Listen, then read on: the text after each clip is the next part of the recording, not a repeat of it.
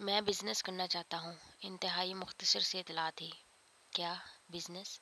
لیکن وہ CSS وہ کسی اچھی پوسٹ پہ کام کرنے کا ارادہ، وہ کیا ہوئے؟ یہ اچانک بزنس کا خیال کیوں؟ توقیر شاہ نے بیک وقت اتنے سوال داغ دیے تھے۔ جو کچھ میں چاہتا ہوں وہ مجھے کسی بھی اچھی پوسٹ سے حاصل نہیں ہوگا۔ میں پابند ہو کر رہ جاؤں گا، جبکہ میں بہت آگے جانا چاہتا ہوں، جس کے لیے پابند نہیں، آزاد ہونا شرط ہے۔ اور یہ آزادی صرف بزنس میں ہوتی ہے، نوکری اور عہدوں میں نہیں ہوتی۔ لیکن اچانک تمہارا ارادہ کیوں بدلا؟ توقیر شاہ نے اس کی بات کاٹ دی۔ کیونکہ یہ میرے بابا کا خواب ہے۔ وہ کرسی سے کھڑا ہو گیا تھا۔ توقیر شاہ کی آنکھوں میں ابھی بھی الجھن تھی۔ بابا کا خواب؟ کیا مطلب؟ توقیر شاہ کے سوال پہ اس نے خیام شاہ کی ڈائری اٹھا کر سامنے کی تھی اور سمجھ گئے۔ لیکن اس کے لیے تو تمہیں، میرے بابا نے میرے لیے اتنا کچھ تو ضرور چھوڑا ہے کہ میں اس وقت کسی بھی کمپنی میں 25% کا حصہ دار بن سکتا ہوں۔ اس کے لہجے میں مضبوطی اور اعتماد تھا، یعنی وہ سوچ چکا تھا، اسے اب وہی کرنا تھا۔ توقیر شاہ نے مزید کچھ نہ کہا اور یوں باہمی مشورے سے وحید کاظمی اور مکتوم شاہ نے بزنس شروع کر لیا۔ وحید کا کاروبار پہلے ہی کافی اچھا جا رہا تھا، لیکن اب اسے وسیع پیمانے پر پھیلانے کا منصوبہ تیار ہوا تھا، اور دونوں فریقین ہی ایک دوسرے کے ساتھ 100% مطمئن تھے، اور کام کا آغاز مکمل اعتماد اور دیانتداری سے ہوا تھا۔ بزنس میں الجھ کر مکتوم شاہ پہلے سے زیادہ گم ہو گیا تھا۔ مہینوں اس کی صورت نظر نہیں آتی تھی۔ وہ کبھی کراچی، کبھی اسلام آباد میں ہوتا۔ جب بی بی جان اور پیر سائیں کو دوبارہ سے اس کی شادی کا شوق ہوا تھا اور انہوں نے پہلے ہی فرصت میں اسے گاؤں بلا لیا تھا، وہ کراچی سے بائی ایئر اسلام آباد پہنچا اور اپنے گاؤں کا رخ کیا تھا۔ چاہے کچھ بھی ہو جاتا، گاؤں میں داخل ہوتے ہی بہت سکون کا احساس ہوتا تھا۔ السلام علیکم۔ اس وقت سبھی لاؤنج میں بیٹھے تھے جب وہ اچانک اندر آیا تھا۔ بسم اللہ، بسم اللہ، میرا بی بی والہانہ لپکی تھی۔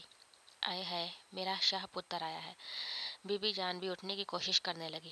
گھٹنوں میں درد جو رہتا تھا، اور وہ میرا بیوی سے مل کر ان کے قریب جھک گیا تھا۔ شہرزاد نے اسے تیکھی اور تنقیدی نگاہوں سے جانچا تھا۔ وہ پہلے سے زیادہ صحت مند اور اجنبی لگ رہا تھا۔ اس کے چہرے کی رنگت میں تازگی اور ایک عجیب سا سنہرا پن تھا۔ اس کی پرسنالٹی میں کشش پہلے تھی یا نہیں، مگر اب کی بار شہرزاد چونک گئی تھی۔ وہ حیران تھی کہ ایسا سکون اور ٹھہراؤ پہلے بھی تو ہوتا تھا، لیکن اب ایسا کیا ہے کہ وہ یوں الگ نظر آ رہا ہے؟ شاید اسے اپنی ذات پر قرار آ گیا تھا، اسے اپنے ہونے کا مان مل گیا تھا۔ پہلے وہ صرف مکتوم شاہ ہوتا تھا، اب سید زاد مکتوم شاہ ہو گیا تھا۔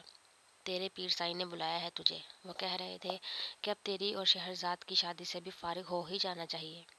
بی بی جان کی بات نہ جانے کہاں سے شروع ہوئی تھی، لیکن اس جملے سے دھماکہ کر گئی تھی۔ شہرزاد نے خیالات سے چونک کر دیکھا تھا، اور اس سے بھی زیادہ چونک کر مکتوم شاہ نے دیکھا۔ دونوں کی نگاہیں ٹکرائیں۔ ارمغان کو بھی شادی کی بڑی جلدی ہے، کہتا ہے شہرزاد کی امتحان ہو یا نہیں، مجھے شادی کرنی ہی کرنی ہے۔ اور تم جانتے ہو زرینہ بھی اس سال یونیورسٹی سے فارغ ہو جائے گی۔ نودا چچی نے بڑے پیار سے مکتوم شاہ کو باور کروا دیا کہ تمہارے لیے زرینہ کو منتخب کیا گیا ہے اور ارمغان کے لیے شہرزاد کو۔ بی بی جان بھی اسے تو دم تو لینے دیں، آتے ہی پریشان کر دیا۔ میرا بیوی اس کے لیے خود جوس لے کر آئی تھی۔ مکتوم شاہ کے کھانے کا خیال وہ خود رکھتی تھی۔ یہ کام کبھی ملازموں پہ نہیں چھوڑا تھا۔ اس میں پریشانی کی کیا بات ہوئی بھلا؟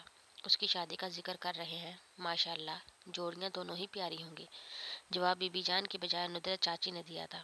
آخر ان کو بیٹھے بٹھائے دو ہیرے مل رہے تھے، ایک شہرزاد کی صورت اور ایک مکتوم شاہ کی صورت، مگر میرا بیوی کو مکتوم اور زرینہ کے حوالے سے یہ فیصلہ پسند نہیں آیا تھا۔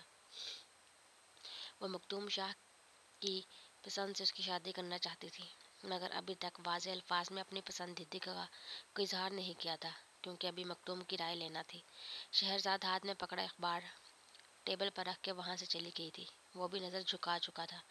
مجھے آپ کا فیصلہ منظور ہے، آپ جو چاہیں کر سکتے ہیں۔ وہ زرینہ کے لیے رضامندی دے چکا تھا، اور پیر سائیں اس کے جواب پہ جیسے خوشی سے نازا ہو گئے، مگر میرا بیوی صبر نہیں کر سکی تھی۔